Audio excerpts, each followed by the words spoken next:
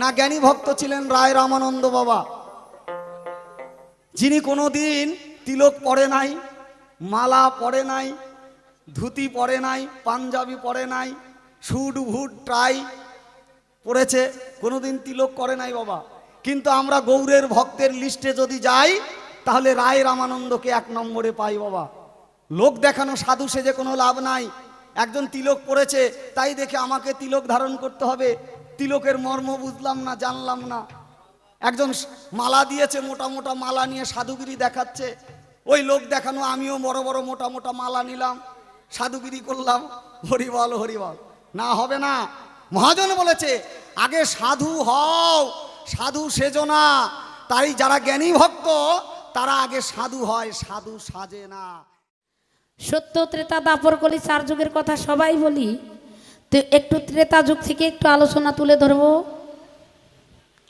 ভূমিকায় থাকবো আমরা 2টি শিল্পী। বিগত কালকে যার সঙ্গে গেয়েছি গান, অত্যন্ত গুণীমান মাননীয় স্বপন সরকার বাউল, তেনার সঙ্গে গান গাওয়া জমের বাড়ির নিমন্ত্রণ খাওয়া।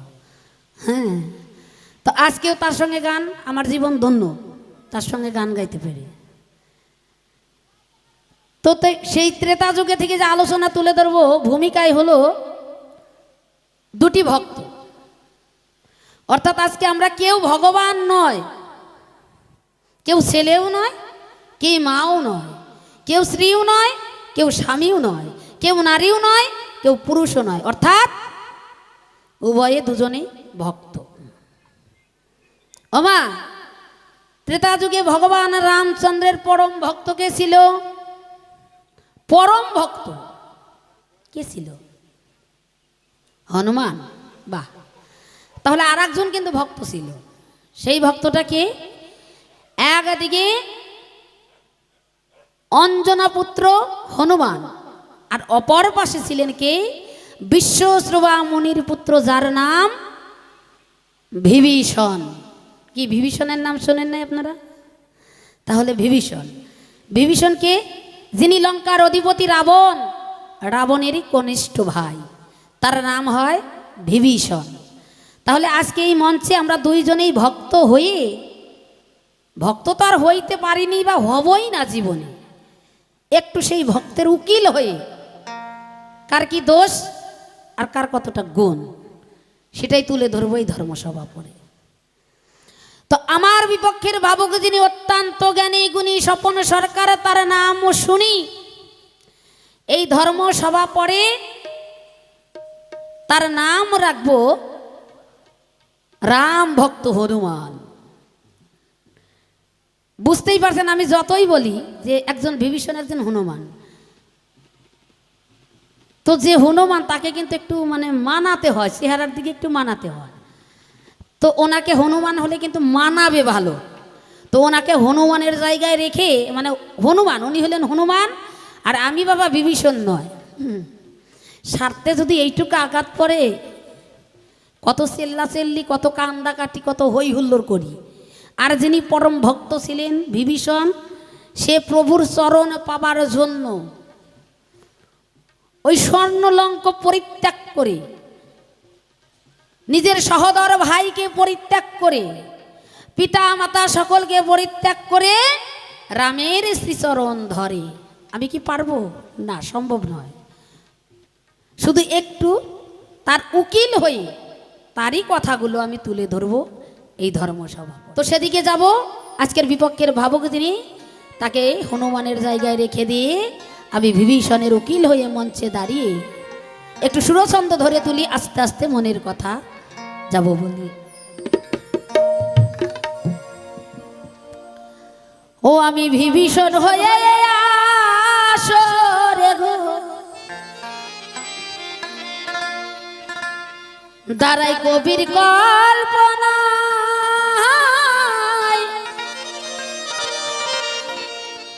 আজকে পরম ভক্ত হনুমানকে আমি দেখি পাই গো।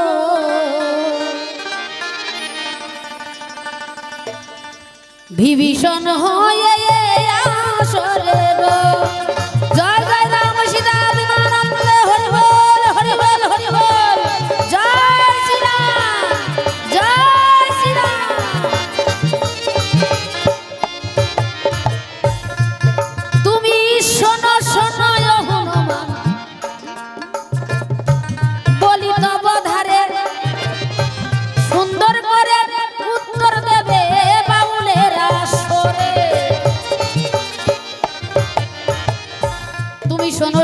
হনুমান বলিত অবধারী। খাটি খাটি দিবে জবাব এই ধর্মসভা। কি একদিন সীতা দেবীকে হরণ করে ওই না রাবণ নিয়ে যাই লঙ্কা ধামে। রাম রাবণের যুদ্ধ হয় সেথা,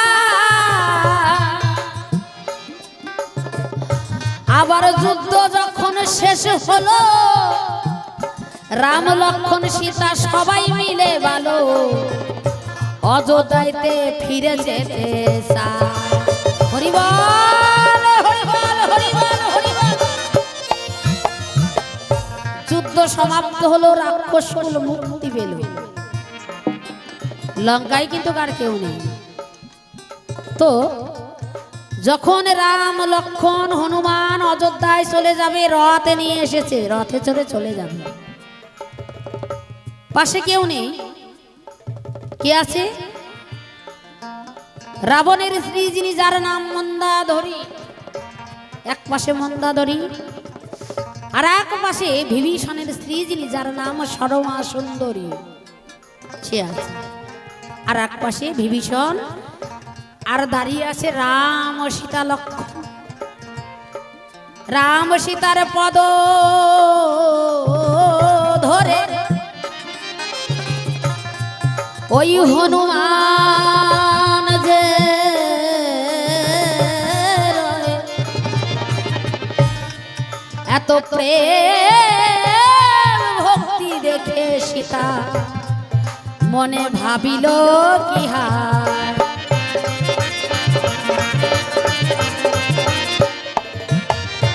রাম সীতার চরণ ধরে, চরণ পাশে বসে আছে কে?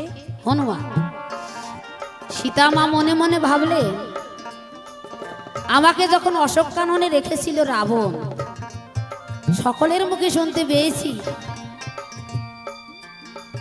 এই লঙ্কা পুরীতে রাম, প্রভু রামচন্দ্র যে আমাকে উদ্ধার করতে আসবে, এর সমস্ত কিছু পরিকল্পনা, সব সময়ের জন্য তার সেবা শুশ্রূষা, সব কিছু তার ভালো মন্দ বিপদে আপদে কে থেকেছে পাশে?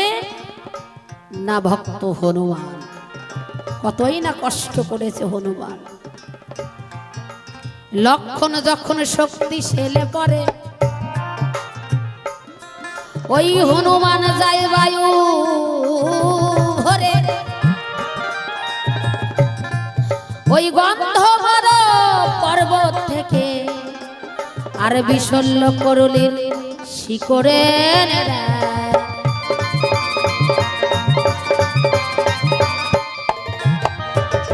তাই মা সীতা মনে মনে ভাবলেন, তাই এই হনুমানের মতো আর ভক্ত নাই, এত কিছু করলো আমাদের জন্য। ও বাবা, পৃথিবীতে আমরা যদি কেউ ভালো কাজ করি, ভালো কিছু করি, তার জন্য কিন্তু কিছু উপহার বা কিছু পুরস্কার আমাদের দেয়। কি দেয় না বাবা? দেয়। ও মা, দেয় না? দেয়।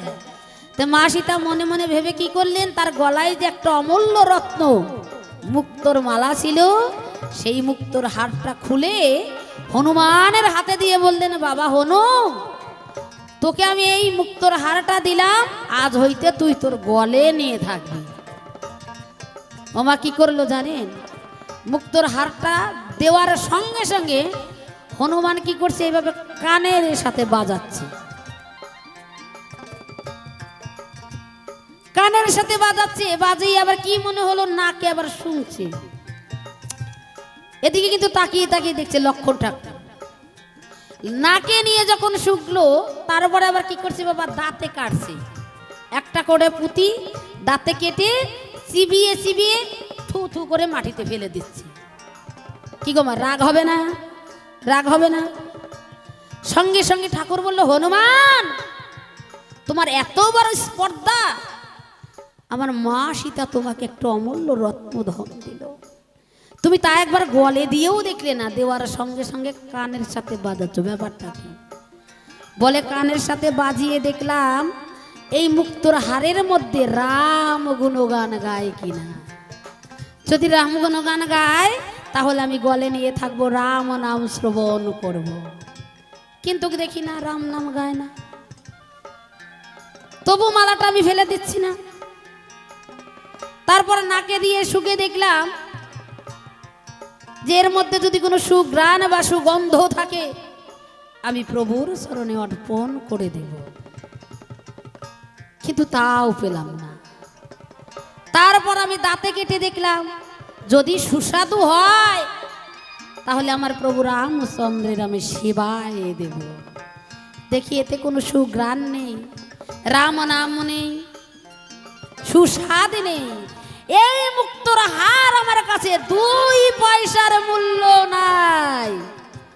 এই বলে যখন দূরে ছুঁড়ে ফেলে দিল, সঙ্গে সঙ্গে হনুমানকে লক্ষণ বলল, তুমি এত বড় ভক্তি তোমার অন্তরে, তুমি এত বড় ভক্ত হয়ে গেছো।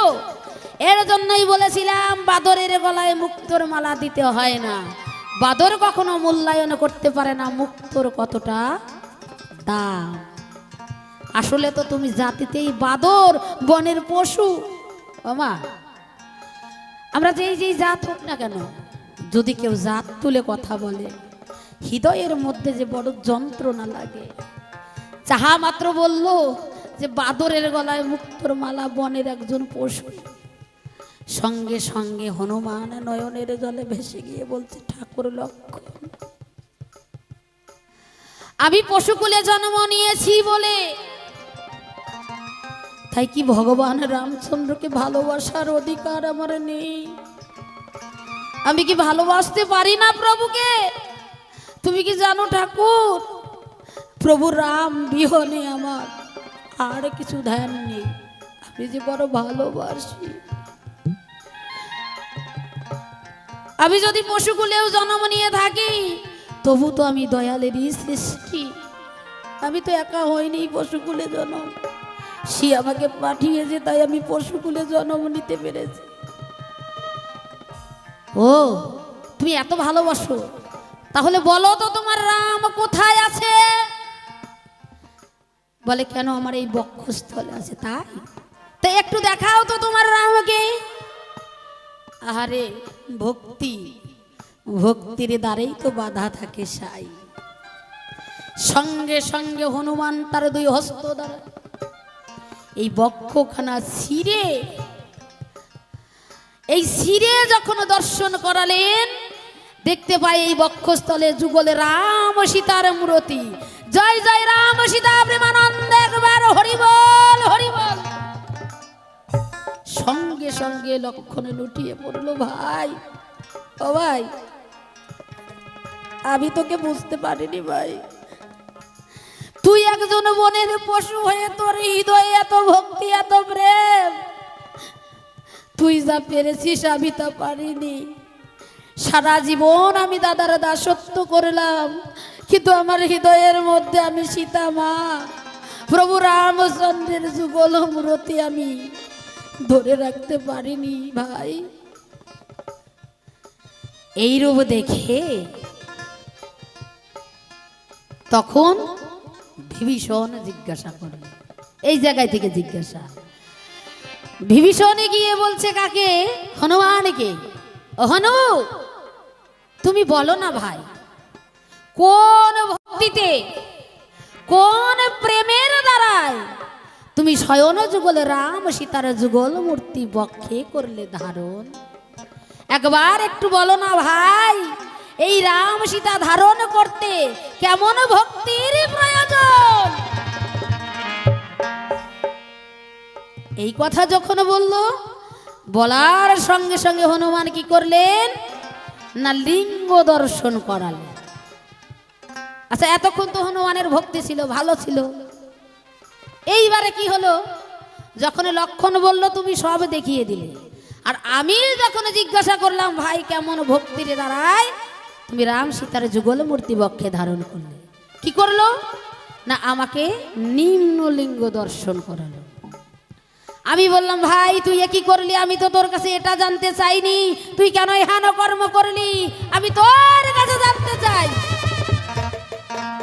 বল। সঙ্গে সঙ্গে কি করলো না, ঊর্ধ্বলিঙ্গ দর্শন করালো। কি জ্বালা বলেন, তাহলে কি জ্বালা? এতক্ষণ ভালোই ছিল, এখন বাদরামি শুরু হয়ে গেছে। ওই যে ওর জন্য কথাই বলে না মা, বান্দর যদি বুইরাও হয় কিন্তু বান্দরের গাছ বাওয়া বন্ধ হয় না। তো আজকে এই বাদরে যদি শিক্ষা না দিছি, আমার নাম বিভীষণ না। তুই কেন আমাকে এই ঊর্ধ্ব লিঙ্গ আর নিম্ন লিঙ্গ দর্শন করালি? কোন ভক্তিতে, কোন প্রেমেতে তুই যুগলে রাম সীতার যুগল মূর্তি বক্ষে করলি ধারণ? সুন্দর করে এই ধর্ম সবাই দিবি তার বিবরণ। আর প্রথমবারে তোমার কাছে এই তো জিজ্ঞাসন, সুন্দর করে দিবি জবাব বাপের বেটারি মতো। প্রথমবারে এর চেয়ে বেশি বলার দরকার নাই, এই পর্যন্ত জিজ্ঞাসায় আমি তোর কাছেই করে যাই। এইবারেতে হনুমানজি আসরে আসিবে, তাহার ভক্তির কথাগুলো খুলিয়া ধরিবে। আমি দেখিয়ে শেষে কোন ভাবে কোন বা কথা কয়, কেমন করে দেয় গো যে তার ভাবের পরিচয়। আমি অল্পে অল্পে গল্পে গল্পে আমার গল্প সারি, একবার রাম সীতার আনন্দ বদন বলে বলে হরি হরি হরি বল, হরি বল, হরি বল, হরি বল, হরি বল, হরি বল, হরি বল।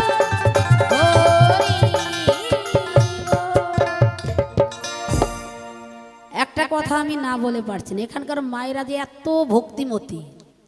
এখান থেকে গান করে কালকে এক জায়গায় গান করতে গেলাম, ওরা গান বোঝে, ভালোবাসে, কিন্তু হাত তুলতে বলতে বলতে আমার মুখটা একবার ব্যথা হয়ে গেছে, উলোর ধ্বনি দেয় না। তা আমি বুঝতে পারলাম, আর যদি ভক্ত থাকে এই বুলবুলির মধ্যে, মানে এই দিকে যতগুলা বাউল প্যান্ডেল আছে, আমি যে কয়টা জায়গায় গান গেয়েছি সব জায়গায় কিন্তু সত্যি খাঁটি খাঁটি ভক্ত আছে। সত্যি আপনাদের ভক্তি দেখে আমি অবাক হয়ে যাচ্ছি। জয় গুরু জয়। এবার হনুমানকে পাঠাই, হনুমানের মুখে তার মুখের কথা আমরা শুনতে চাই। তো আজকের আলাপ আলোচনা, একদিকে রাম ভক্ত হনুমান আর অন্যদিকে রাম ভক্ত বিভীষণ। খুলে বলি আপনাদের ঠাই। তো আজকে আমার শ্রদ্ধেয়া দিদি ভাই মমতা দাসী, তো তার সেই নাম বাদ দিয়ে ভক্ত বিভীষণ হয়ে দাঁড়িয়ে কিছু জিজ্ঞাসা রেখে গেছে, তো দিতে হবে সমাধান। তো তিনি আজকে আমাকে দিয়েছে সেই রাম ভক্ত হনুমানের ভূমিকা। হরিবল হরিবল। তো হনুমানের ভূমিকা করার মতো শক্তি বা ক্ষমতা আপনারা যেটাই বলেন, এই দুইটার একটাও আমার মধ্যে নাই। তো আপনারা সাধুগুরু বৈষ্ণব, গুরু যতটুকু কৃপা করবে চেষ্টা করব বলবার। তো তিনি আজকে বিভীষণ হয়ে জিজ্ঞাসা রেখে গেছে, কোথায় না রামচন্দ্র লঙ্কা কাণ্ড শেষ করে যখন তিনি ফিরে এলেন অযোধ্যা কাণ্ডে, ওমা এসে রামচন্দ্র কি হলো না রাজা হলো। সেদিন আমরা কি দেখতে পাই না ভরত তিনি ছাতা ধরে আছে, লক্ষ্মণ তার পাশে দাঁড়িয়ে আছে, সীতা মা সীতা রামের বাম পাশে দাঁড়িয়ে আছে, আর যিনি রাম ভক্ত হনুমান তিনি কি করছেন না রাম সীতার চরণ সেবা করছে। খুলে বলি আপনাদের ঠাই, এমন সময় মা সীতা তার ভক্তের প্রতি দয়া হলো। তিনি মনে মনে চিন্তা করলেন, আমার এই হনুমানের মতো ভক্ত আর কেউ নাই, তো এত বড় কাজ করেছে আমার এই ভক্ত। তাই মা কি হলো না হনুমানের প্রতি খুব খুশি হয়ে সন্তুষ্ট হয়ে মা কি করেছিলেন না বহুমূল্য মুক্তার হার হনুমানকে করেছিলেন দান। খুলে বলি আপনাদের ঠাই, মা সীতা চিন্তা করলেন আমার প্রভুর সঙ্গে বিপদে আপদে একমাত্র ছিল কে না এই পবনপুত্র হনুমান। আমার দেবর লক্ষ্মণ যখন শক্তিশালী পড়েছিল, সেদিন একমাত্র আমার এই ভক্ত হনুমান তিনি কি করেছিলেন না পর্বতে গিয়ে বিশল্য করুলি নিয়ে এসে আমার দেবর লক্ষণে প্রাণ বাঁচিয়েছে। তাই হনুমানের অবদান শেষ হবে না। তাই তিনি কি করলেন না, খুশি হয়ে ভক্তকে কি করেছিলেন না, একটি মুক্তার মালা করেছিলেন দান। হনুমান কি করলেন না সেদিন ওমা সেই মুক্তার মালা কি করলেন না, কানে ধরলেন। কানে ধরে দেখলেন সেই মালার মধ্যে রাম রাম নামের কোনো প্রতিধ্বনি নাই। হনুমান মনে মনে চিন্তা করলো, যে জিনিসের মধ্যে রাম নামের প্রতিধ্বনি নাই, রাম নাম নাই, এটা আমার কোনো কাজে লাগবে না। তিনি কি করলেন না, নাকের কাছে ধরলেন। নাকের কাছে ধরে দেখলেন না, এর মধ্যে কোনো সুগন্ধ নাই। যে জিনিস সুগন্ধ নাই সে জিনিস আমার প্রভুর চরণে দেওয়া যাবে না, তাহলে এটারও আমার কোনো মূল্য নাই। খুলে বলা ভালো, তিনি কি করলেন না, মুখের মধ্যে নিয়ে যখন দাঁত দিয়ে কাটছেন, দেখছেন না সেই মালার মধ্যে সুস্বাদ বলতে যে একটা জিনিস নাই। চিন্তা করলো, যেটা ভালো লাগে না সেটা আমি তো প্রভুর সেবায় দিতে পারবো না, তাহলে যে জিনিসের মধ্যে রাম নাম নাই, সুগন্ধ নাই, সুস্বাদ নাই, সে জিনিস আমার কাছে কোনো মূল্যই নেই। কি করলেন না, হনুমান সেদিন সেই বহুমূল্য মুক্তার হার কি করলেন না, ফেলে দিলেন। খুলে বলি আপনাদের ঠাই, এমন সময় ভাই লক্ষণ কি করলেন না, হনুমানের উপরে একটু ক্রোধান্বিত হয়ে গেলেন। বললেন, ওরে ওরে বনের হনুমান, সেই জন্য বলে বানরের গলায় মুক্তার মালা সাজে না, কারণ বানর যারা পশু তারা মুক্তার কদর দিতে জানে না। সেদিন হনুমানকে বলেছিলেন। তাই সেদিন হনুমান বলেছিল, ভাই লক্ষণ তুমি জানো না, যে জিনিসের মধ্যে রাম নাম নাই, যে জিনিসের সুস্বাদ নাই, যে জিনিসের সুগন্ধ নাই, সে জিনিস আমার কোনো মূল্যই নাই, তাই আমি ওটা ফেলে দিয়েছি। তুমি আমার এই ব্যবহারে তুমি রাগ করো না। তাই সেদিন রাম লক্ষণ কি বলেছিল, ও তোমার কঠিন ভক্তি প্রভুর প্রতি, আচ্ছা বলো তো প্রভু তোমার কোথায় থাকে? ওমা সেদিন কি করলেন না, পবনপুত্র হনুমান বলল, ভাই লক্ষণ জানো প্রভু কোথায় থাকে? প্রভু থাকে ভক্তের হৃদ মন্দিরে। প্রত্যেকটা ভক্তের হৃদ মন্দিরে আমার প্রভু বিরাজ করে গো। কিন্তু কারো ঘটে প্রকাশিত আর কারো ঘটে প্রকাশিত হয়নি।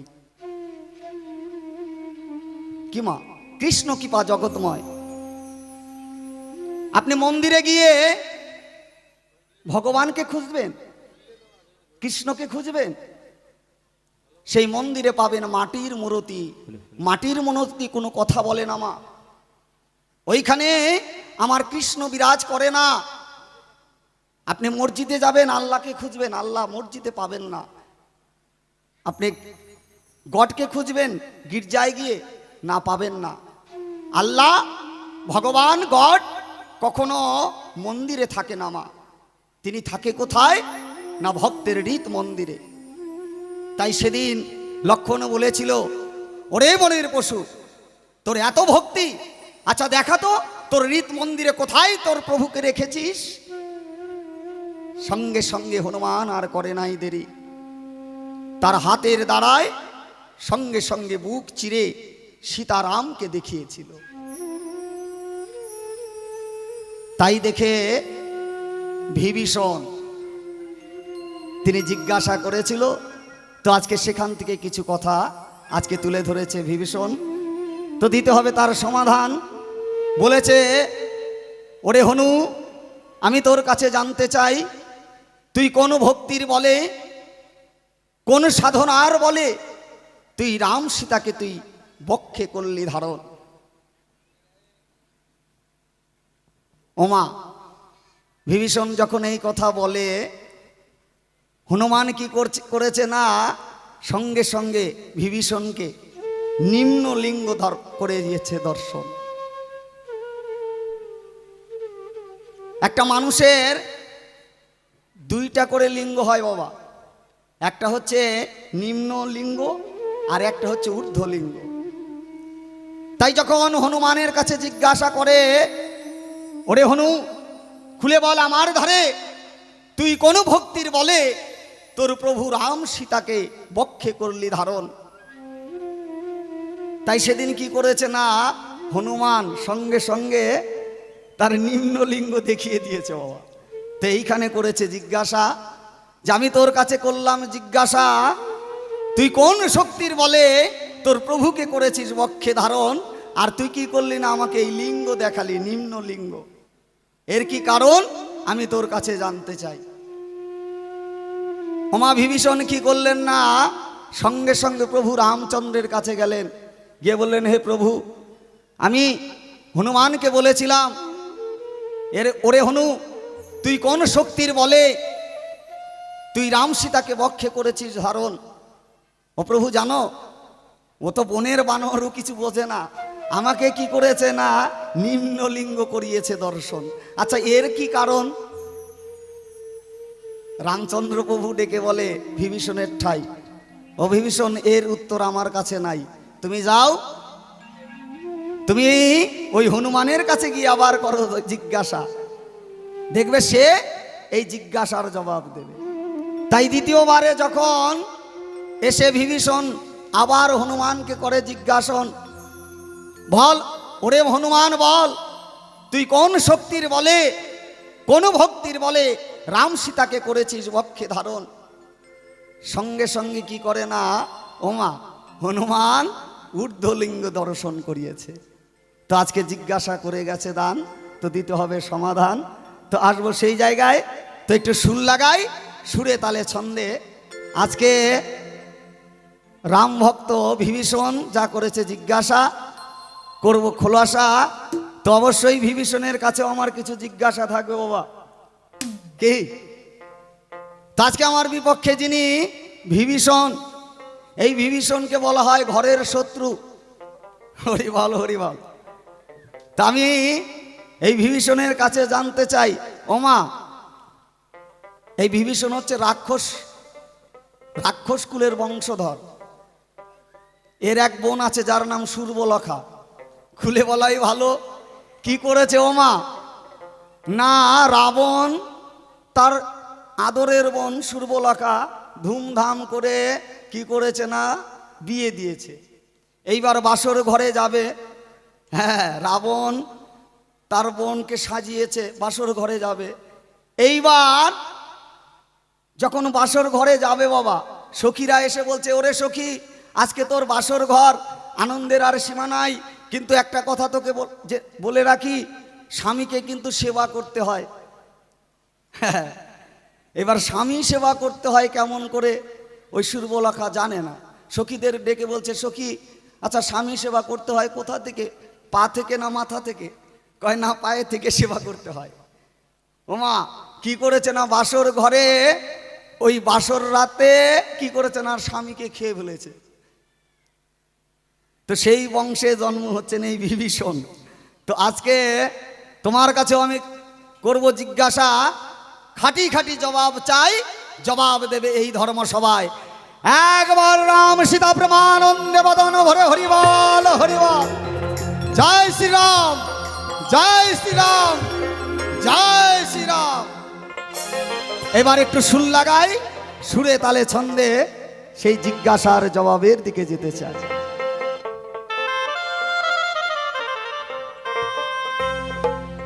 ওই ভূমিকাতে হনুমান হইয়া রে আজ দাঁড়ালাম সভায়, ওই আমার বিপক্ষেতে বিভীষণ কিছু জিজ্ঞাসা রেখে যায় রে।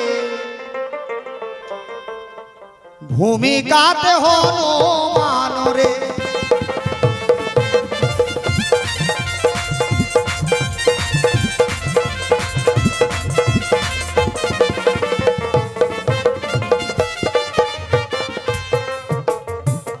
তুমি শোনো শোনো ওগো বিভীষণ, তোমারে জানাই, তোমার প্রশ্নের জবাব দিব, চিন্তার কিছু নাই।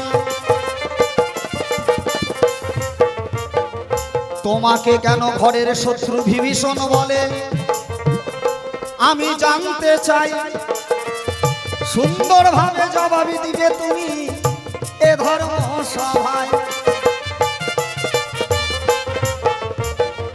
তোমার কথা ধরে ধরে উত্তর দেব ভালো, বসে বসে শ্রবণ করবে আমার বৈষ্ণব সকল।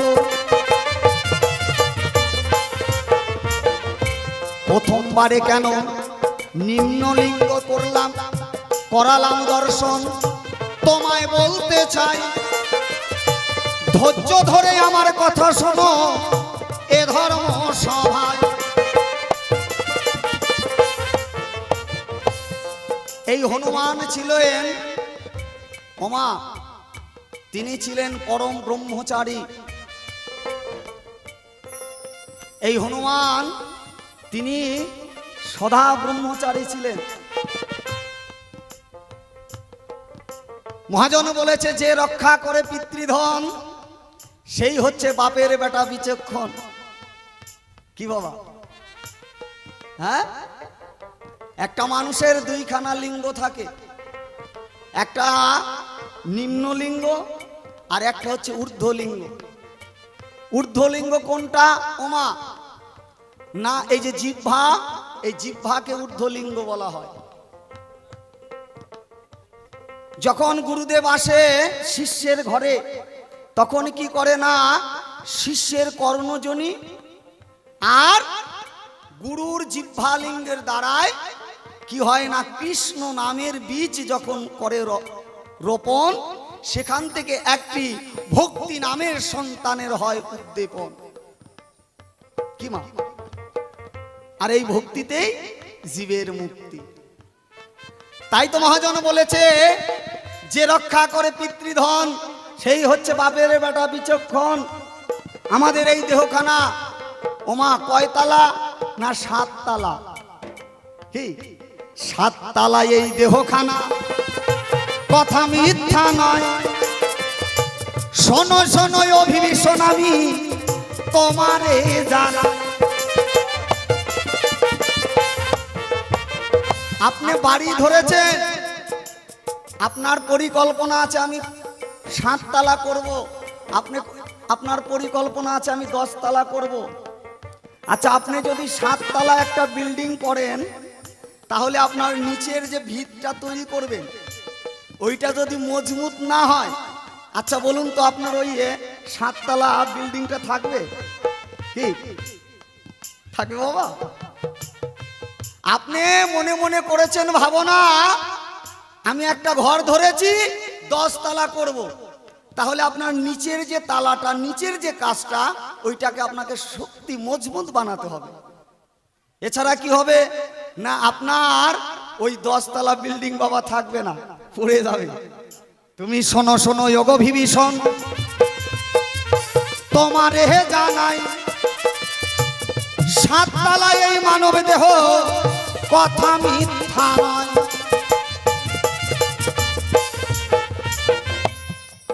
তাহলে মহাজন বলেছে কাম হচ্ছে নারী আর পুরুষ হচ্ছে মদন। এই কামলিঙ্গকে চেপে ধরে যারা ঊর্ধ্বলিঙ্গের সাধন করে বলিয়ে সভায়, সেই তো এই জগতে আমার গোবিন্দের চরণ পায় আমি সভাতে জানাই। একবার সীতারাম প্রেমানন্দ হরিবল হরিবল হরিবল। এই যে কাম, এই কাম হচ্ছে নারী। প্রত্যেকেরই একটা করে নিম্নলিঙ্গ আছে, ওটা কাম লিঙ্গ বলা হয়। কি বাবা? সেই ঘরে যদি তালা না মারা যায় তাহলে আপনার সাধন ভজন হবে না। তাই তো মহাজন বলেছে কাম লিঙ্গকে চেপে ধরে ঊর্ধ্বলিঙ্গকে করো সাধন, আর সেই সাধনে মিলবে তোমার জনার্দন। একবার রাধা গোবিন্দ প্রেমানন্দ হরিবল হরিবল।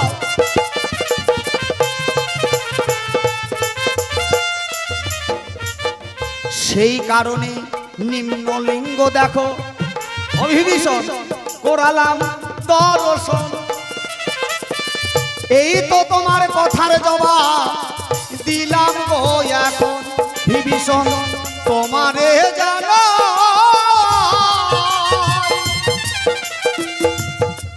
এই তো তোমার কথার জবাব কথাই মিটে যায় রে।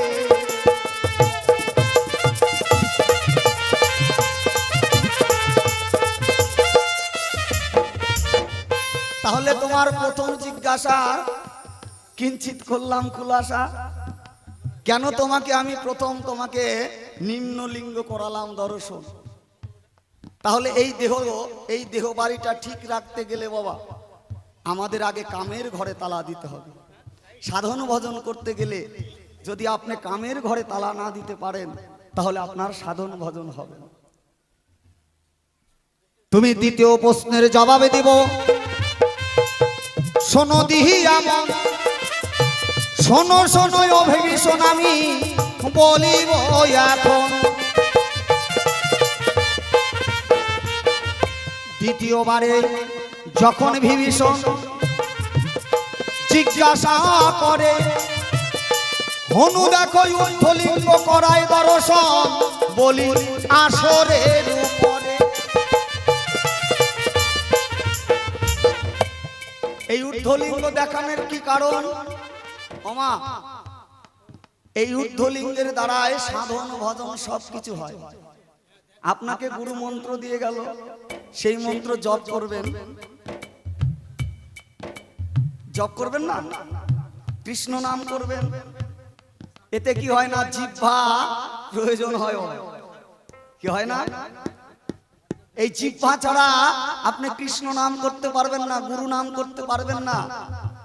এই ঊর্ধ্বলিঙ্গর দ্বারায় সাধন ভজন সবকিছু হয়। সাধু গুরু বৈষ্ণব যারা, মনি ঋষি যোগী যারা, তারা এই ঊর্ধ্বলিঙ্গকে সাধন করে ইষ্ট দেবতাকে করেছে দর্শন। এই তো তোমার কথার জবাব কথাই মিটে গেল। এই তো তোমাকে ঊর্ধ্বলিঙ্গের কথা বললাম আমি আসরে ভালো।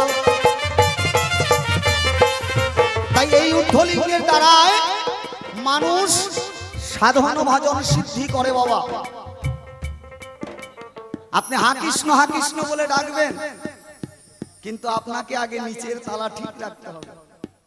আর নিচের তালা ঠিক রেখে উপর তালায় যদি আপনি হা কৃষ্ণ গোবিন্দ বলে ডাকতে পারেন, তবে অবশ্যই আমার অনাদিরাদি প্রাণ গোবিন্দ আপনাকে দেখা দেবে। একবার রাধা গোবিন্দ প্রেমানন্দ হরি বল হরি বল।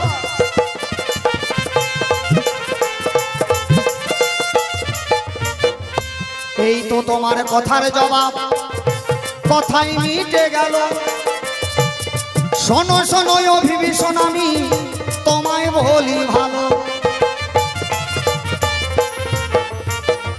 তোমার কাছে একটা কথাই আমি জানি বাহারে চাই। ঘরের শত্রু বিভীষণ বলে কেন তোমায় আমি জানি বাহারে চাই। ছোট্ট আর একটা জিজ্ঞাসা রেখে আসর ছেড়ে দিয়ে যাব। বসে বসে শ্রবণ করবেন আমার বৈষ্ণব শপথ। বিভীষণ আমি তোমার কাছে দ্বিতীয় জিজ্ঞাসা রাখতে চাই। তোমরা 3 ভাই 1 বোন, কিন্তু আপনাদের আছে জানা রাবণ, কুম্ভকর্ণ, শূর্পণখা, এরা 3 জন হয়েছে রাক্ষস। কি মা, তাই না? কিন্তু বিভীষণ কিন্তু রাক্ষস হয়নি। তিনি পরম বৈষ্ণব, তিনি পরম ভক্ত। কি কেমন করে তুমি ভক্ত হলে আমি জানতে চাই। তোমার 3 ভাই, 2 ভাই 1 বোন রাক্ষসী হলো, তুমি বৈষ্ণব হলে কেমন করে জানিবারে চাই। এই তো তোমার কাছে 2টা জিজ্ঞাসা আসরে রহিয়া গেল। বসে বসে শ্রবণ করলেন আমার বৈষ্ণব সকল। প্রথমবারে আর বেশি কথা নাই তো প্রয়োজন, প্রথমবারে এই তো আমার কিঞ্চিত আয়োজন। এরপরে ভীষণ আমার সভাতে দাঁড়াবে, তাহার ভাবের কথাগুলো খুলিয়া বলিবে। যাক যাক, আর বেশি কথা বলবো না, ছেড়ে দিয়ে যাবো আমার কাব্য আলোচনা। এরপরে বিভীষণ সভাতে দাঁড়াবে, তাহার ভাবের কথাগুলো খুলিয়া বলিবে। পিতামাতার চরণেতে প্রণাম জানাই, যাদের জন্য আমার এই মানব দেহ পাই। আসরে আছেন যতই আমার বৈষ্ণব গোসাই, সকলের চরণে আমি প্রণাম জানাই। আসরে আছেন যতই আমার মাতৃজাতি, সকলের চরণে আমি জানাই প্রণতি। এইখানেতেই খন্ত করলাম পালার লহরী। চাঁদ বদনে ভক্তবৃন্দে একবার সীতারাম প্রেমানন্দে বদন ভরে হরি বল হরি বল। জয় গুরু জয় গুরু জয় জয়। ওরে কোন বাগানের মালি তুমি রে ওহো বন্ধু, তুমি কোন বাগানের ফুল, এতদিনে কোথায় ছিলে আমারে পরাণ বুল বুল রে। কোন বাগানের মালি তুমি রে, হরি বল হরি বল হরি বল।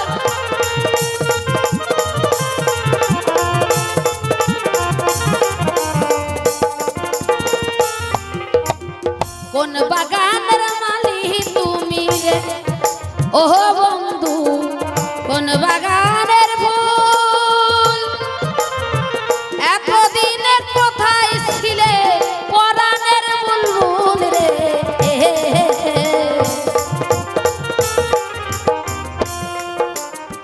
বেশ তো ভালো জিজ্ঞাসিলে ও ভাই হনুমান, সঠিকভাবে এই আসরে দেব সমাধান।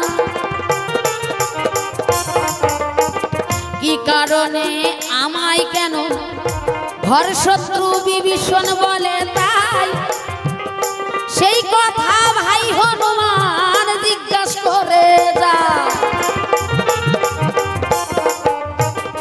আমাকে কেন ঘর শত্রু বিভীষণ বলা হয় জিজ্ঞাসা করে গেছে।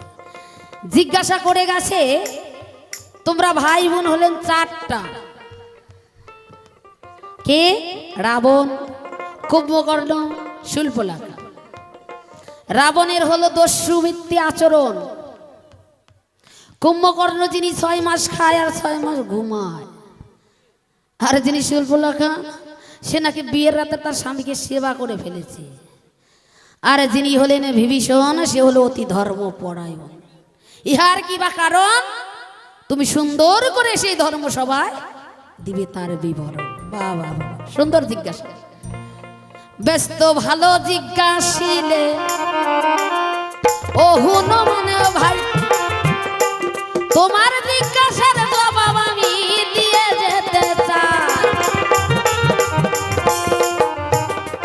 যিনি হলো বোন আমার শূর্পণখা হয়, সেই বা কেন রাক্ষস হলো বলিলে রাবণ আর কুম্ভকর্ণ তারা রাক্ষস আচরণ রয় তাই, তুমি কেন ধর্মপরায়ণ বলে যাবে ভাই। সত্য যুগে ছিলেন জয় বিজয় নামে লক্ষ্মী নারায়ণের দাড়ি দাড়ি তাই,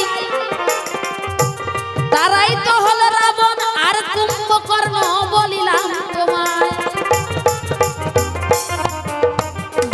শূর্পণখা যিনি ছিল সত্য যুগে তার নাম ছিল হোলিকা বলে তাই, সেই তো আবার ত্রেতা যুগে শূর্পণখা হয়। আমি হলাম বিভীষণ, ইহার কি কারণ? শোনো শোনো ভাই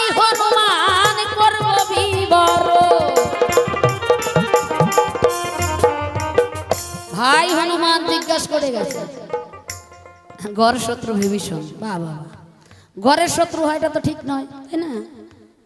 মানে স্বধর্ম নিধনং শ্রেয় পরধর্ম ভয়াবহ। নিজের ধর্ম যদি খারাপও হয় তবু সেটা শ্রেয়, মানে ভালো, কিন্তু সে কেন ঘরের শত্রু আবার ঘরেই রয়ে গেল? কারণ আছে। রাবণের পিতা ছিলেন, কি হয়েছে বাবা?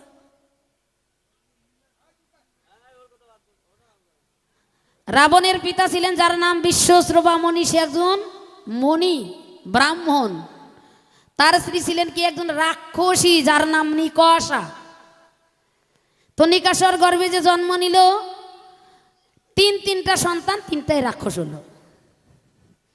একদিন নিকষা তার স্বামীর ধারে গিয়ে বলে, স্বামী তুমি আমার অতি দামি, তুমি আমার কথা নেবে স্বামী, আমি তোমার কাছে এই চাই যেন আমি একটা সুপুত্র পাই। সঙ্গে সঙ্গে মণি বললেন, তুমি যাও গিয়ে দেখবে রাজা দশরথ একটা যজ্ঞের করেছে আয়োজন। সেই যজ্ঞটার নাম হলো পুত্রটি যজ্ঞ। আর সেই যজ্ঞের যে চরু উঠবে, সেই চরু যদি তুমি এনে সেবা করতে পারো তাহলে তোমার গর্ভে একটা সুপুত্র হবে, ধর্মপরায়ণ। সেই কথা শুনে কি করলেন না, নিকষা দেবী, নিকষা কি করলেন, একটা কাক রূপ ধারণ করলেন, মানে কাইয়া, কাকের রূপ ধারণ করে উড়তে উড়তে যখন যায় দেখে যে সুন্দর করে যজ্ঞ, ওখানে যজ্ঞস্থলে যজ্ঞ হচ্ছে।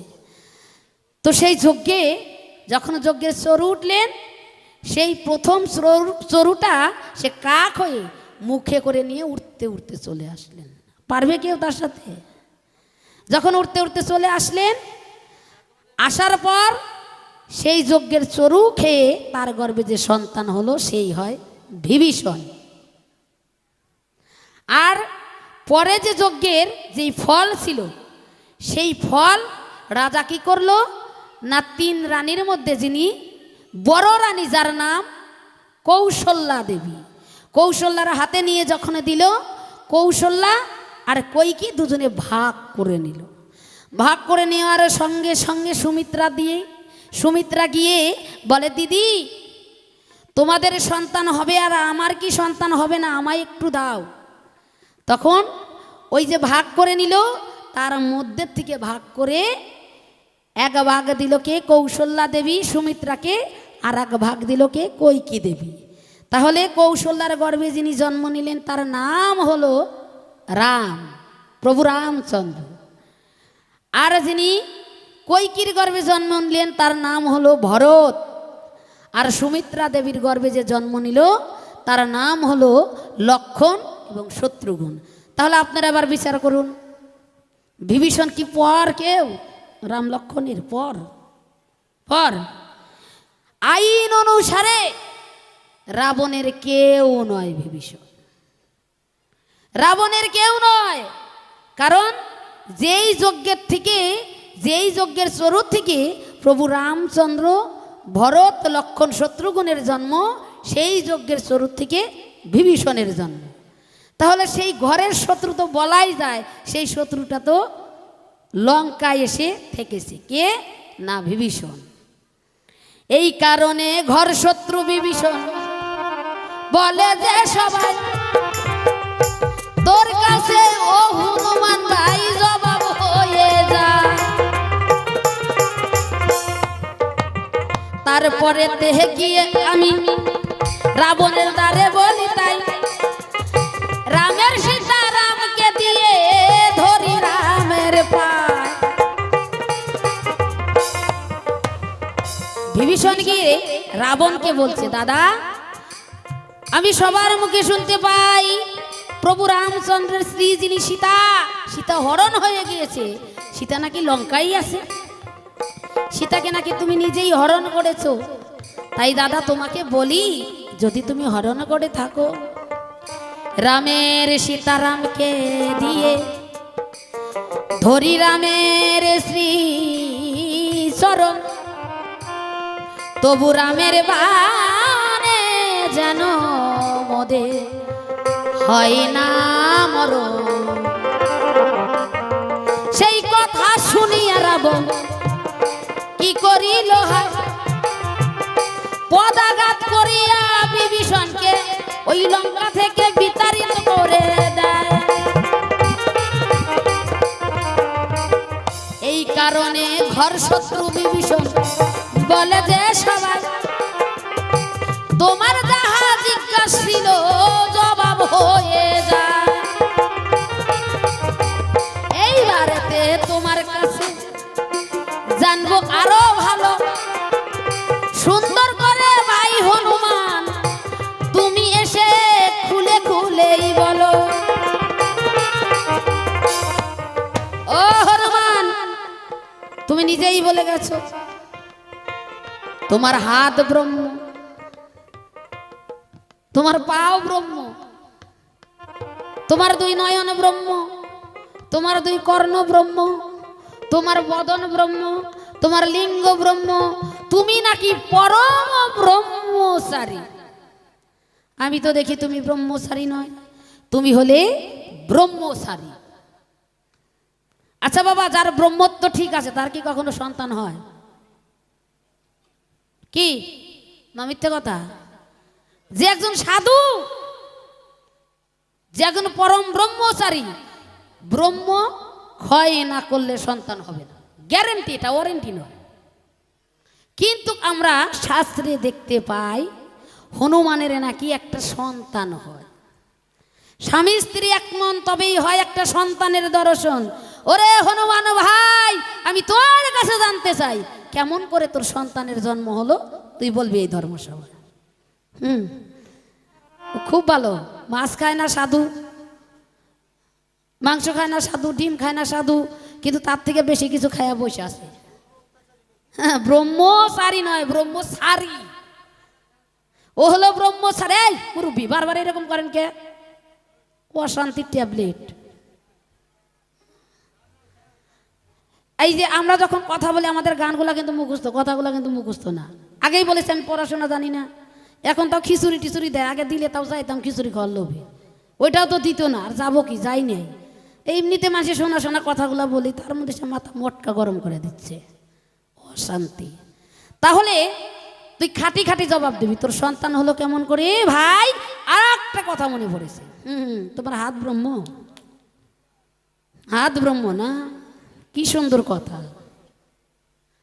উনি কি করেছে?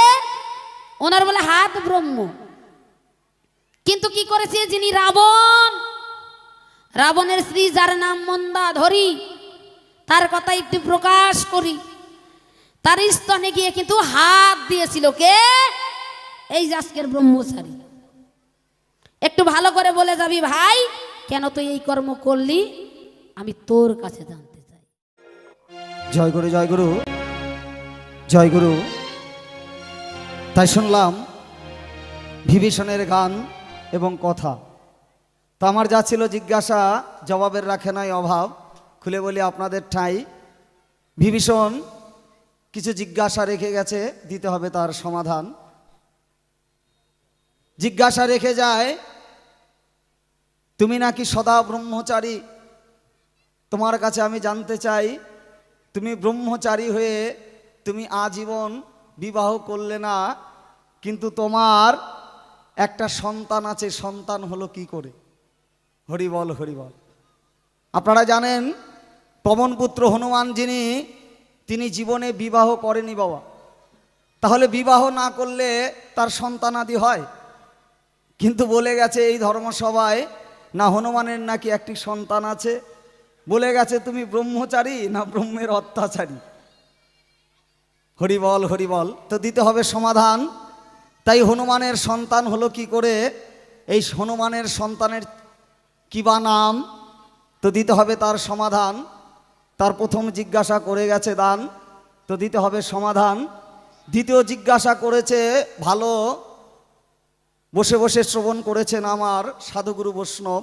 খুলে বলি আপনাদের ঠাই, জানতে চেয়েছে তোমার হাত ব্রহ্ম, তোমার মুখ ব্রহ্ম, তোমার সর্বশরীর ব্রহ্মচারী, কিন্তু আমি দেখতে পাই তুমি ব্রহ্মচারী হয়ে তুমি এমন একটা কাজ করেছো। কি কাজ? না তুমি মন্দাদরী, মা মন্দাদরী স্তনে তুমি দিয়েছো হাত। হে হনুমান, এটা কি ব্রহ্মচারীর স্বভাব? তুমি কেন মন্দাদরীর স্তনে হাত দিলে? এটাই করতে হবে প্রকাশ। তো আজকে আমার বিপক্ষে যিনি বিভীষণ, তো জিজ্ঞাসা করে গেছে, তো দিতে হবে তার সমাধান। তো একটু সুর লাগাই, সুরে তালে ছন্দে সেই জিজ্ঞাসার দিকে যেতে চাই। তাই সকলের কাছে একটু জয়ধ্বনি উলোধ্বনি চাই। সবাই মিলে একবার সীতারাম প্রেমানন্দে বদন ভরে হরিবল হরিবল হরিবল। ও তুমি শোনো শোনো অভিভীষণ, আমি তোমারে জানাই, যাহা কিছু জিজ্ঞাসা রেখেছ আজ এ ধর্ম সভায়।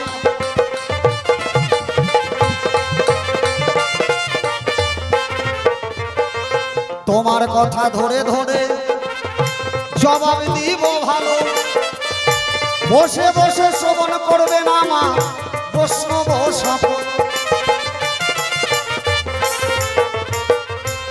ব্রহ্মচারী হয়ে কেমন করে পুত্র জন্ম দেয়, সেই কথা জানবে আজকে বিভীষণ এ ধর্ম সভা।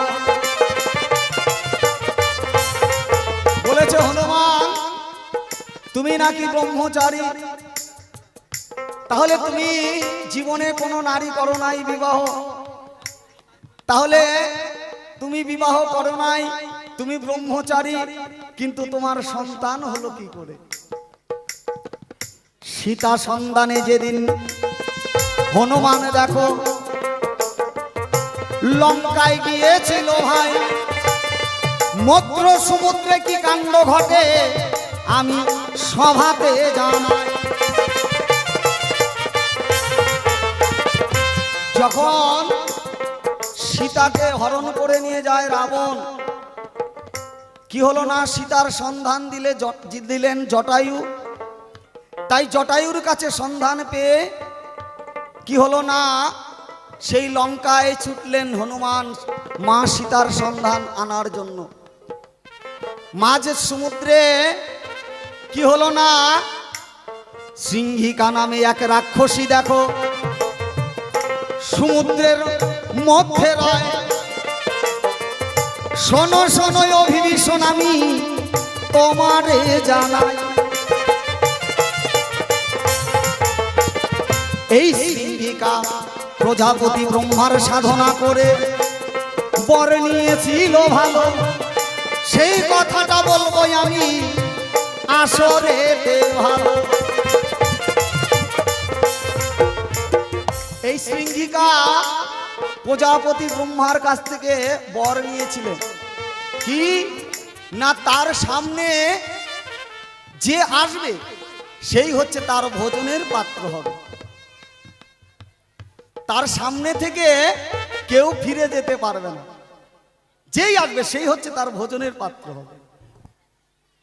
এমন সময় সিংহিকা দেখো হনুমানের সামনে গিয়ে দাঁড়ায়, শোনো শোনো অভিভীষণ, আমি তোমারে জানাই। যেমন আমাদের এই ভারতবর্ষে ওমা জল সেনা আছে,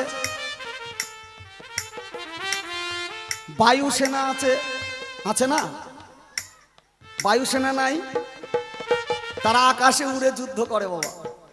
আবার হ্যাঁ, জল সেনা আছে, সমুদ্র থেকে যদি কেউ কোনো শত্রু দেশে আক্রমণ করে সেই তাকে যেন রোধ করতে পারে, তাকে বলা হয় জল সেনা। ঠিক রাবণ কি করেছিলেন না, ওই শৃঙ্গিকাকে রেখেছিলেন সেই জল সেনা হিসেবে। হ্যাঁ, কারণ একটাই মাত্র রাস্তা, আর সেই রাস্তায় রেখেছে শৃঙ্গিকাকে। কেন? শৃঙ্গিকা প্রজাপতি ব্রহ্মার বর পেয়েছে, তার সামনে যে আসবে সে হবে শৃঙ্গিকার ভোজনের পাত্র। হনুমান চিন্তা করলো প্রজাপতি ব্রহ্মা করেছে বরদান, তো তার বরের সম্মান তো রাখতে হবে। শৃঙ্গিকা যখন হনুমানকে খাওয়ার জন্য মুখ মিলেছিল ভাই, এমন সময় হনুমান কি করে, সভাতে জানায়। শৃঙ্গিকা হা করে দাঁড়িয়ে আছে, বলছে ওরে হনুমান, ওরে বনের পশু, আজকে তুই আমার পেটের মধ্যে যাবি, এটা ব্রহ্মা আমাকে বর দিয়েছে। তাই যখন শৃঙ্গিকা বড় করে হা করেছে, ওমা, হনুমান কি করেছে না, সরু একটা দেহ নিয়েছে। এই হনুমান ইচ্ছা করলেই বৃহৎ এই দেহ আকার ধারণ করতে পারতেন, আবার যদি চাইতেন একদম ক্ষুদ্র হতে পারতেন। ইচ্ছা করলেই দেহ বড় করতে পারে, আর ইচ্ছা করলেই ছোট করতে পারে। হনুমান কি করলেন না, সেদিন ছোট্ট একটা হনুমানের রূপ ধারণ করে ওই শৃঙ্গিকা হা করে আছে, ওর মুখের মধ্যে গিয়ে আবার বের হয়ে এসেছে। কারণ ওই যে প্রজাপতি ব্রহ্মা বর দিয়েছে, তোর সামনে যে যাবে সেই হবে তোর ভোজনের পাত্র। তাহলে ভক্ত হয়ে ভগবানের কথা অমান্য করতে পারে না। তাই হনুমান কি করলেন না, শৃঙ্গিকার পেটের মধ্যে গিয়ে আবার বেরিয়ে এলেন। এমন সময় হনুমানের গায়ে থেকে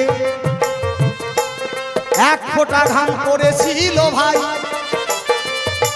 তা থেকে শৃঙ্গিকার গর্ভে সন্তান আসে, আমি সভাতে জানাই।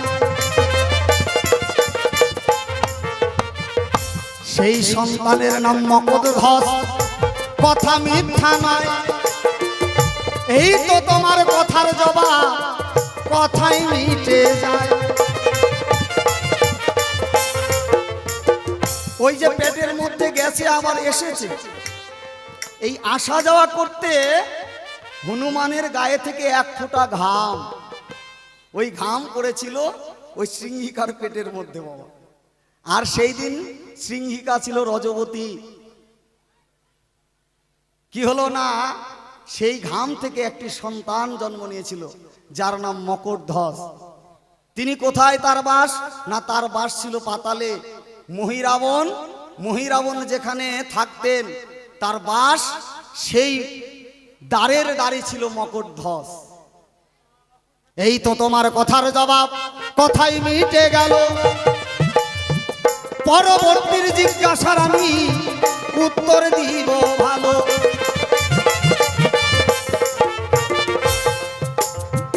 হনুমান কেন মন্ধাদরীর স্তনে হাত দিয়েছিল, আজ বিভীষণ জানতে চায়। সেই কথা বলবো আমি, চিন্তার কিছু নাই।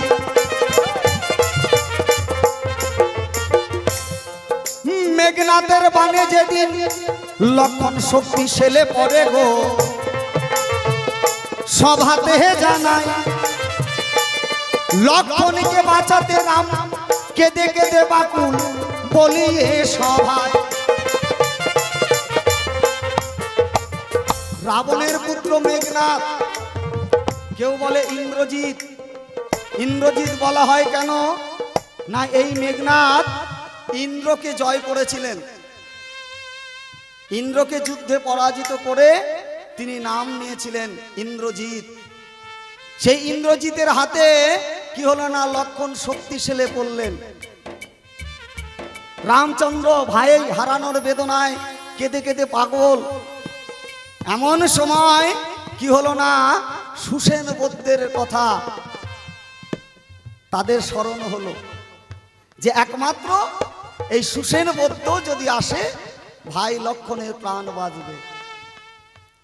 সুসেন বৌদ্ধ ছিল লঙ্কার বাসী, কথা মিথ্যা নয়। শোনো শোনো অভিভীষণ, আমি তোমারে জানাই। এই সুসেন বৌদ্ধ ছিল কোথায় না, লঙ্কায়। যখন সুসেন বৌদ্ধের কাছে গেলেন, সুসেন বৌদ্ধ বললেন না, আমি পারবো না, কারণ আমি লঙ্কার রাজা রাবণের দাস, সে হচ্ছে মালিক, আর রাবণের শত্রু হচ্ছে রাম লক্ষণ, আমি পারবো না। সেদিন কি করলেন না, হনুমান ওই সুসেন বৌদ্ধ যে ঘরের মধ্যে ছিল, সেই ঘর সহকারে নিয়ে এলেন কোথায় না, যেখানে লক্ষণ সত্যি ছেলে পড়েছিল। লক্ষণকে দেখে সুসেনবদ্ধের মনে দয়া হলো, তাই শোনো শোনো অভিভীষণ আমি তোমারে জানাই। বলল ভাই লক্ষণ বাঁচবে, কিন্তু তোমাকে এই বিশল্য করলি আনতে হবে। বিশল্য করলি এনে তোমার ভাইয়ের প্রাণ বাঁচানো যাবে। বলল কোথায় পাওয়া যাবে? বলল গন্ধম পর্বত, সেখানে পাবে। কে গেলেন না হনুমান, সেই গন্ধমর্বত পর্বত নিয়ে এলেন, নিয়ে এসে সুসেনবদ্ধের কাছে দিলেন। সুসেনবদ্ধ বলল না, শুধু বিশল্য করলি হলে হবে না, এর সঙ্গে আর একটা জিনিস লাগবে। কি না, সতী নারীর স্তনের দুগ্ধ লাগবে। যে সতী নারীর একটা স্তন বলি গো তোমায়, সেই নারীর স্তন দুগ্ধ লাগবে, আমি তোমারে জানাই। সতী নারী হলেই হবে না, যে নারীর একটা স্তন। হ্যাঁ, মায়েদের তো দুটা স্তন, এক স্তনের নারী কোথায় পাবে? তাও সতী নারী হতে হবে। মন্দাদরী ছিল সতী নারী, সব হাতে জানাই। মন্দাদরীর ছিল একটা স্তন, কথা মিথ্যা নয়। একবার সীতারাম প্রেমানন্দে বদন ভরে হরিবল হরিবল। একমাত্র এই পৃথিবীর মধ্যে মায়েদের একটা স্তন ছিল, সে তার কার না মন্দাদরী। তিনি ছিল। দ্বিতীয় নারী ছিল তারা দেবী, কথা মিথ্যা নয়। এই তারা আর মন্দাদরী একই দেহ, সভাতে জানায়। এই তারা আর এই মন্দাদরী, আমরা যাকে যার নাম আমরা শুনি জানি, মন্দাদরী ছিলেন রাবণের স্ত্রী, আর তারা ছিলেন বালি রাজার স্ত্রী। কিন্তু এই তারা আর মন্দাদরীর এই দেহটাই একটাই দেহ ছিল। কি হলো না, দুইজনে মাঝখান থেকে ভাগ করে নিয়েছে। সেই জন্য কি হলো না, মন্দাদরী একটা স্তন আর তারা দেবীর একটা স্তন। তাই সতী নারী স্তনদুগ্ধ নেওয়ার জন্য হনুমান কি কর্ম করিল, লঙ্কায় গিয়া মন্দাদরী সম্মুখে দাঁড়ালো। তাই সেদিন হনুমান সন্তান হয়ে মায়ের কাছে মায়ের স্তনদুগ্ধ চেয়েছিল। বাবা, এখানে হনুমানের মধ্যে অন্য কোনো মনোভাব ছিল না। আচ্ছা, সন্তানরা মায়ের স্তনে হাত দেয় না? দেয়। তাতে কি সন্তানের কোনো ক্ষতি হয়? কি বলেন? দেখবেন সন্তান মায়ের এক স্তন পান করছে আর এক স্তন হাত দিয়ে ধরে রাখে, তাতে তো সন্তানের কিছু হয় না। কি হয়? কিন্তু সে সন্তান না হয়ে যদি অন্য কেউ হয়, অসুর হয়, তাতে কি হয়? হরিবল হরিবল। সেই দিন হনুমান সন্তান হয়ে দেখো মন্দাদরীর সম্মুখেতে দাঁড়ায়। শোনো শোনো অভিভীষণ আমি তোমারে জানাই। তাই সতী নারীর স্তনদুগ্ধ নিয়ে এসে বিশল্য করিলের সঙ্গে মিশিয়ে লক্ষণকে যখন দেয়, লক্ষণে দেখো জীবিত হলো, শাস্ত্রে দেখতে পাই। একবার সীতারাম প্রেমানন্দে বদন ভরে হরিবল হরিবল। এই তো তোমার কথার জবাব, কথাই মিটে গেল।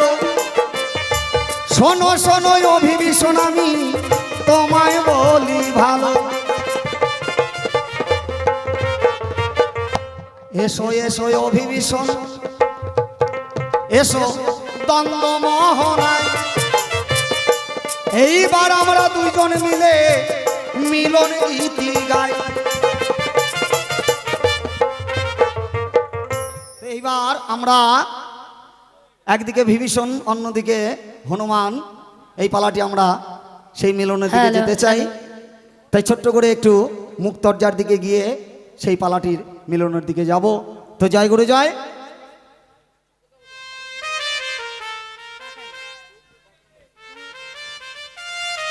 তাই তত্ত্ব কথা বলতে গেলে ওমা, আপনাদের আগেই বলেছি ছেলে মানুষ কি বলতে কি বলে ফেলি। তো আজকে যে বিষয় নিয়ে আলোচনা, তাই ভক্ত মহাজন বলেছে গুরু মেলে ঘরে ঘরে, কিন্তু শিষ্য মেলা ভার। হ্যাঁ, কপালের ফেরে শিষ্য মেলে। শিষ্য ভক্ত হওয়া মুখের কথা নয়। এই জগতে ওমা, এই জগতে 4 প্রকারের ভক্ত আছে, বুঝতে পারছেন? ভক্ত কিন্তু 1 প্রকার না, ভক্ত আছে 4 প্রকার। তাহলে 4 প্রকার কি কি? না আর্থাতি, জিজ্ঞাসু এবং জ্ঞানী। আর্তভক্ত কাকে বলা হয়? না ওমা, যিনি বিপদে পড়ে ভগবানকে ডাকে, হ্যাঁ, আর্ত। তাহলে এই ভক্ত দেখতে গেলে আমাদের যেতে হবে সেই মহাভারতে। দ্রৌপদী, আপনারা দেখেছেন সবাই, রাজসভার মধ্যে দুঃশাসন যখন দ্রৌপদীর বস্ত্র হরণ করতে শুরু করে, দ্রৌপদী যতক্ষণ নিজে পেরেছে বাবা, ততক্ষণ ঠাকুরকে ডাকে নাই, নিজে রক্ষা করার চেষ্টা করেছে। কিন্তু যখন দেখলেন আর উপায় নাই, সেদিন কি করলেন? না, মহা ঘোর বিপদ, এমন সময় ভগবানের শরণাগত হলেন। আজকে দ্রৌপদী যদি শুরুতে ঠাকুরের নামে ভক্তি থাকতো, ঠাকুরের প্রতি নিষ্ঠা থাকতো, তাহলে আমার মনে হয় দ্রৌপদী এই ভর রাজসভায় এত অপমানিত হতে হতো না। কি বাবা, হতে হতো? হতে হতো না। তাই যারা বিপদে পড়ে আর্তনাদ করে ভগবানকে ডাকে, তাকে বলা হয় আর্তভক্ত। আর্থাতি ভক্ত কাকে বলা হয়? না, আপনি বিয়ে করেছেন, ভেবে নেন আপনার ছেলে পেলে হচ্ছে না, টাকা পয়সার অভাব নাই, আপনি গোবিন্দের কাছে এসে, রাধা গোবিন্দের মন্দিরে এসে বলছেন, ঠাকুর আমার টাকা পয়সার অভাব নাই, কিন্তু আমি বিয়ে করেছি, আমার ছেলে নাই, তুমি যদি একটা আমাকে ছেলে দাও, আমি কথা দিচ্ছি ঠাকুর আগামী বছর যখন তোমার পূজা হবে, হ্যাঁ, তোমাকে একটা সোনার টিক বানিয়ে দেব। কি বলে না? মায়ের কাছে গিয়ে বলছে, মা আমার বংশে ছেলে সন্তান নাই, একটা ছেলে সন্তান দিবা, তোমার আশীর্বাদে যদি আমার একটা ছেলে সন্তান হয়, আমি কথা দিলাম তোমার পূজার মধ্যে জোড়া পাঠা দেব। কি বলে না? এদেরকে বলা হয় আর্থাতি ভক্ত। আর জিজ্ঞাসু ভক্ত কাকে বলা হয়? না, জিজ্ঞাসু ভক্ত বলা হয় অর্জুনকে। আজকে আপনারাও সেই জিজ্ঞাসু ভক্ত।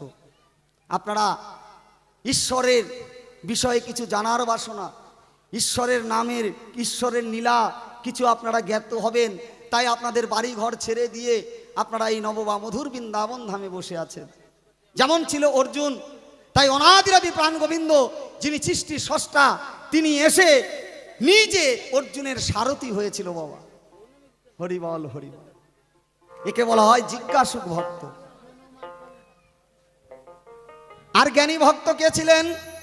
না, জ্ঞানী ভক্ত ছিলেন রায় রামানন্দ বাবা, যিনি কোনোদিন তিলক পরে নাই, মালা পরে নাই, ধুতি পরে নাই, পাঞ্জাবি পরে নাই, সুট ভুট টাই পরেছে, কোনোদিন তিলক করে নাই বাবা। কিন্তু আমরা গৌরের ভক্তের লিস্টে যদি যাই, তাহলে রায় রামানন্দকে 1 নম্বরে পাই বাবা। লোক দেখানো সাধু সেজে কোনো লাভ নাই। একজন তিলক পড়েছে, তাই দেখে আমাকে তিলক ধারণ করতে হবে, তিলকের মর্ম বুঝলাম না, জানলাম না। একজন মালা দিয়েছে, মোটা মোটা মালা নিয়ে সাধুগিরি দেখাচ্ছে, ওই লোক দেখানো আমিও বড় বড় মোটা মোটা মালা নিলাম, সাধুগিরি করলাম, হরিবল হরিবল, না হবে না। মহাজন বলেছে আগে সাধু হও, সাধু সেজো না। তাই যারা জ্ঞানী ভক্ত তারা আগে সাধু হয়, সাধু সাজে না। একবার রাধা গোবিন্দ প্রেমানন্দ হরিবল হরিবল। ও তুমি এসো এসো ওহে বিভীষণ, বাবা এসো দ্বন্দ্ব মোহনাই গো, এসো এসো ও বিভীষণ।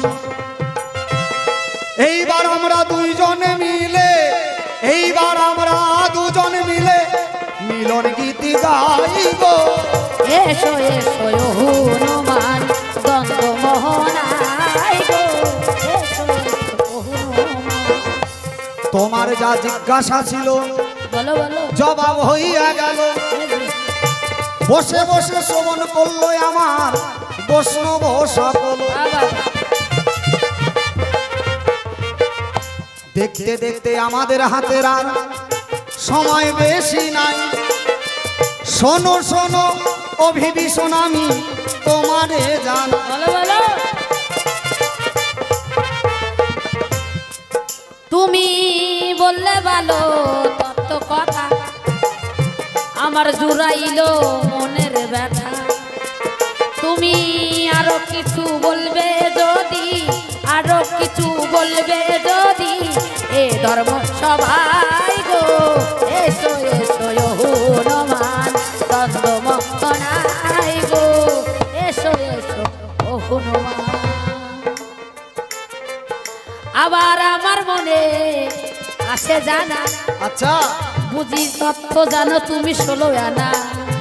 তাই তো করলে আলোচনা, তাই তো করলে আলোচনা, এ ধর্ম সবাই গো। একবার সীতারাম প্রেমানন্দ বদন ভরে হরিবল হরিবল। সবাই গো, এসো এসো হনুমান। তোমার মনে যদি কোনো আশা থাকে বাবা বলতে পারো সভা পাশে, তোমার কথার জবাব দিব, বাকি রাখবো না রে। এসো এসো হনুমান দ্বন্দ্ব মোহনাই গো, এসো এসো হনুমান। ওরে, হ্যাঁ, তুমি হলে পবনে পুত্র, আবার কেউ বলে কেশরী নন্দন। আবার একজনের যে দুইটা পিতা কেমন করে হয় গো, এসো এসো হনুমান দ্বন্দ্ব মোহনাই গো। আস্তে আমাকে বলেছিল তুমি ঘর শত্রু বিভীষণ, আমি তো দেখছি তোমার বাপের নাম ঠিক নাই। কি বলে? পবন নন্দন হনুমান, কেশরী পবন পুত্র হনুমান, আর কিশোরী নন্দন আবার কি অঞ্জনী পুত্র। আচ্ছা, একটা মানুষের যদি দুইটা বিয়ে করে, একজনের বাবা দুটা বিয়ে করলে তাহলে কি বলা হয়? ছোট মা বড় মা, তাই না? তাহলে একজনের মায়ের যদি দুটা স্বামী থাকে ওইটারে কি কয়া ডাকে? একটু কও, আমার কাছে তুমি একটু ভালো করে কও। এই যে পবন নন্দন নাকি কিশোরী নন্দন পবন পুত্র, এই কেমন কথা হয়? বলো বলো তোমার বাবাকে বা হলো হনুমান, আমায় একটু খুলে বলো। তোমার কাছে জানবো আমি, তোমার কাছে জানবো আমি, এ ধর্ম সবাই গো, এসো এসো হনুমান দ্বন্দ্ব মোহনাই গো, এসো এসো হনুমান। হনুমানকে পবন পুত্র কেন বলা হলো? বলো বলো কিশোরী নন্দন কেনই বলে ভালো? বলো বলো। সেই কথা জানবে বিভীষণ ভালো, এ ধর্ম সভায় গো, এসো এসো হনুমান দ্বন্দ্ব মোহনাই গো, এসো এসো হনুমান। এই অঞ্জনা পূর্বে জন্মেছিল স্বর্গের অপ্সরা, আর এই অঞ্জনার বিয়ে হয়েছিল কার সঙ্গে? না বানর রাজ কিশোরী। এরা দুইজন স্বর্গের অপ্সরা ছিল। দুর্বাসা মুনির অভিশাপে তারা বানর কুলে জন্ম নিল। তুমি শোনো শোনো ও বিভীষণ, তোমার কথা বলবো ভালো, বলো বলো। তোমার প্রশ্নের উত্তর দেব, বাকি কিছু রাখবো না গো।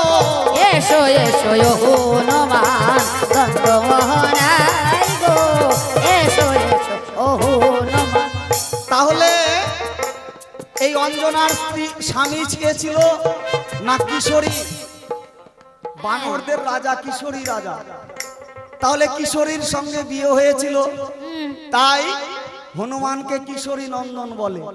এবার পবন পুত্র কেন বলে না, সেই কথাটা তোমাকে একটু বলি। বলো। ওই দশরথ রাজা উৎকৃষ্ট যজ্ঞ করেছিল, বাবা বাবা। আমি সেই কথা বলবো তোমায় ভালো।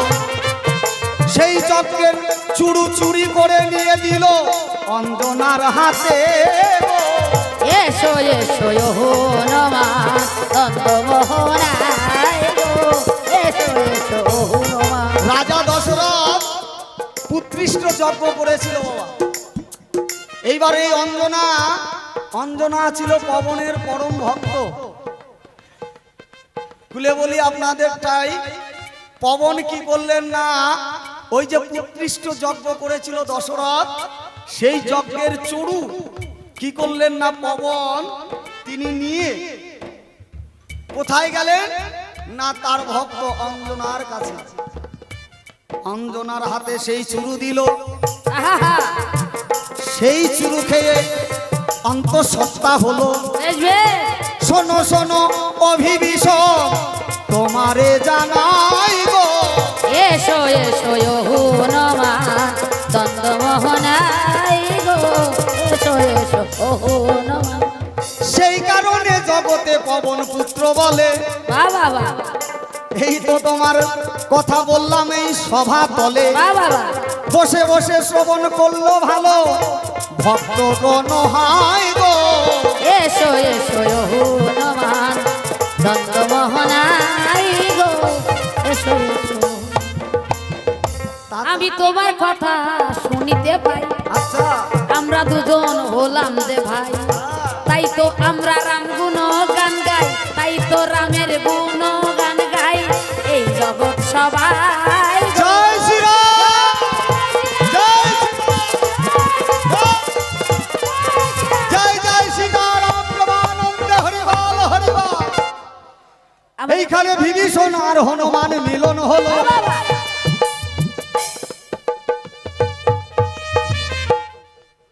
আরে রঘুপতি রাঘব রাজা রাম, পতিত পাবন সীতারাম। সবাই মিলে একটু তাই গাই। হনুমান আর বিভীষণ, তাহলে আমরা দেখতে পাই না এরা দুইজন ভাই। হ্যাঁ এত তাই এবার দুই ভাই মিলে আমরা একটু রাম গুণগান গাই। শুধু আমরা নয়, আপনারা গাইবেন না? সবাই মিলে গাবো। সবাই মিলে গাইব। রঘুপতি রাঘব রাজা রাম, পতিত পাবন সীতারাম। জয় জয় রঘুপতি রাঘব রাজা রাম, পতিত পাবন সীতারাম। রঘুপতি রাঘব রাজা রাম, পতিত পাবন সীতারাম। রঘুপতি রাঘব রাজা রাম, পতিত পাবন সীতারাম। জয় জয় রঘুপতি রাঘব রাজা রাম, পতিত পাবন সীতারাম। জয় জয় রঘুপতি রাঘব রাজা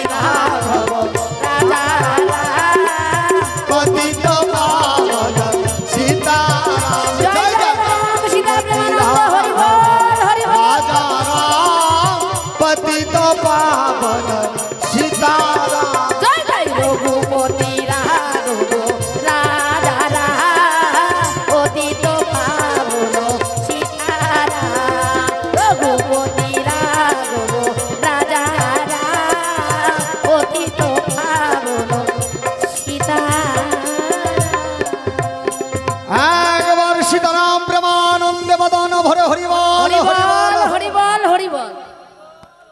তাই হনুমান এবং বিভীষণ পালাটি আমরা এখানেই রাখছি। তো জয় গুরু জয়।